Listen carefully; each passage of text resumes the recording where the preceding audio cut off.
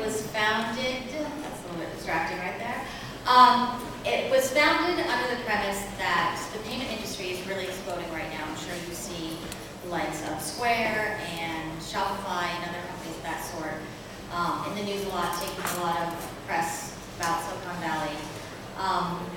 In addition to it being a hotspot, it's actually a very complicated market. And what I found after working with Fortune 100 companies was that there were companies that had entirely dedicated forces to focusing on payments, but there were also some companies that I was meeting with that had some great visions.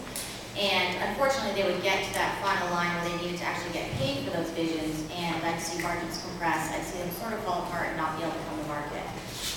So after years of working with big companies that are efficient but not that nimble and not that fun sometimes, I decided that I would strike out, do my own thing, and start working with some companies that were nimble and had that enthusiasm that comes from having a vision that they believe in.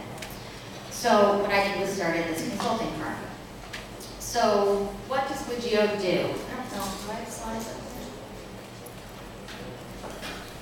Space bar. Ah, there we go. Get paid what you should. Okay, that seems obvious, right? But it's not. At least it's not nowadays. It used to be that you would just develop a product. That's okay, he belongs with me. Develop a product, maybe work with some pricing people, assign a price, and then go to market and stand with your hand out. With the evolution of the payments market, there are lots of layers that have been built into that process. So get paid what you should is actually not become as obvious as it used to be. So part of what we do is offer a service that allows, basically we advise companies on how they should accept payments, and that can affect margins greatly and allow them to get paid what they should. So I sort of answered this already, but what is Wigio? As I mentioned, I was working with some of the largest multinational companies in the e-commerce space and retail space, and noticed that they had some tricks that they had learned. I had learned a lot about the industry, but where could I actually take that knowledge and have some impact, actually see some values in return for all of the hours I put in. And after coming out here and seeing all these great companies with great ideas, I realized that I could really help them with some of the lessons I learned.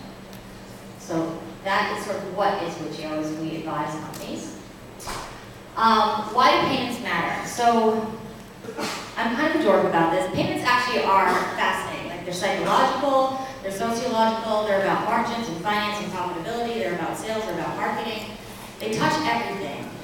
And they can really dictate where a company and a product's going to go. And that happens in many ways. What sort of payments you decide you're going to accept, how you're going to market those payments, how you're going to facilitate the transfer of those funds.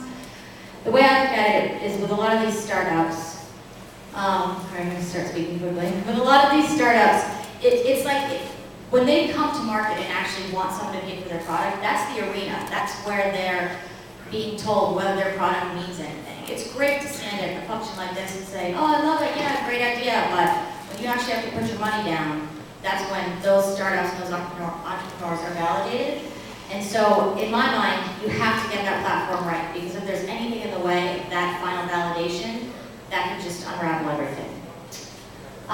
They can end a company before it begins. So I've seen this with several companies that I've worked with, and that they have an amazing user interface, fantastic concept, they've really thought through everything except for that final step.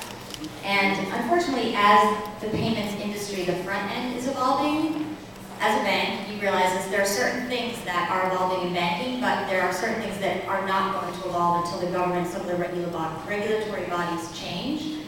And I don't see that happening anytime soon, so I sort of act as the big sister and help with that back end, real world